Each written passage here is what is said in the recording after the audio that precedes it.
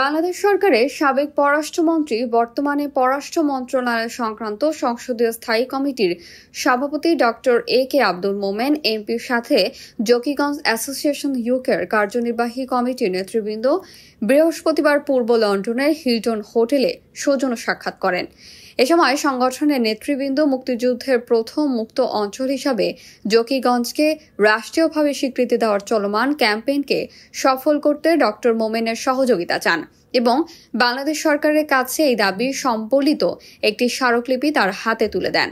এ সময় উপস্থিত ছিলেন জকিগঞ্জ অ্যাসোসিয়েশন ইউকের সভাপতি ক্রয়ডন কাউন্সিলরের সাবেক civil mayor councillor Sherwan Chowdhury, সাধারণ সম্পাদক আবুল হোসেন, ভাইস প্রেসিডেন্ট আব্দুল হালিম এবং সাবেক senior vice president Nizam Uddin Tapadar, Salik Ahmed Chowdhury, A K Azad Tapadar Litu, Kazi Khaled Ahmed, Gulzar Ahmed, Delwar Hossain.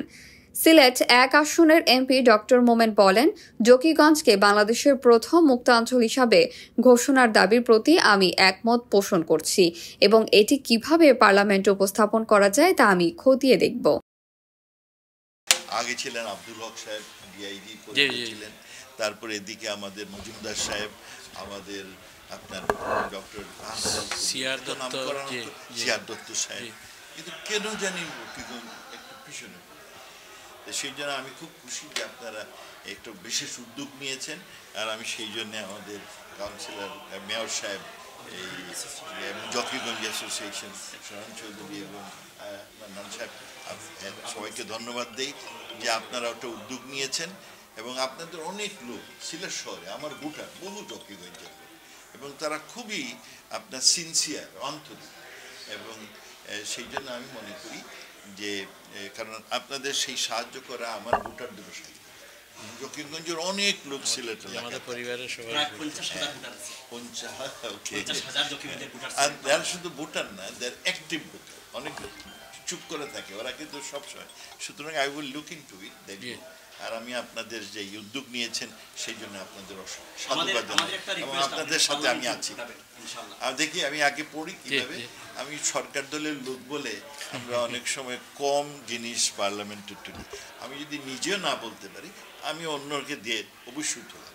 জকিগঞ্জে যে স্বার্থ নিয়ে আমরা যে বিভিন্ন জায়গায় অনেক ধরনের কার্যকলাপ চালিয়ে যাচ্ছি, তার মধ্যে বিশেষ করে অন্যতম হলো আমাদের যুদ্ধ করে 21শে নভেম্বর আমাদের সেই জকিগঞ্জ প্রথম মুক্তাঞ্চল হয়েছিল, যেটা আজকে আমাদের প্রাক্তন পররাষ্ট্রমন্ত্রীর সাথে উনাকে দিলাম, যেহেতু উনি যাতে এটা উত্থাপন করার জন্য। তখন আমাদের আরও এমপির সাথে অনেকগুলোই এই নিয়ে আলাপ হয়েছে, আমাদের ইয়েটা আরও জোরদার হবে। আর অবশ্যই এটা কিন্তু আমাদের শুধু জকিগঞ্জবাসীর না, সিলেটবাসী, গোটা বাংলাদেশের এটা দাবি।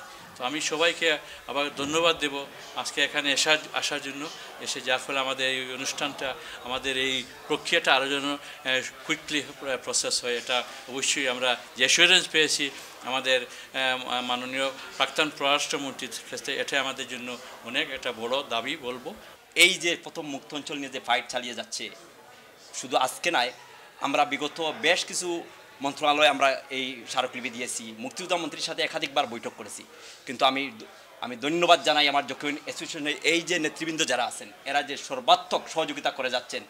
এটা যদি দাবি বাস্তবায়ন সময় ব্যাপার মাত্র, আমরা অবশ্যই কার্যক্রম চালিয়ে গেলে একদিন না একদিন এই দাবি বাস্তবায়ন হবে, জকিগঞ্জের ইতিহাস বিশ্বে উন্মোচন হবে, এটা আমার বিশ্বাস।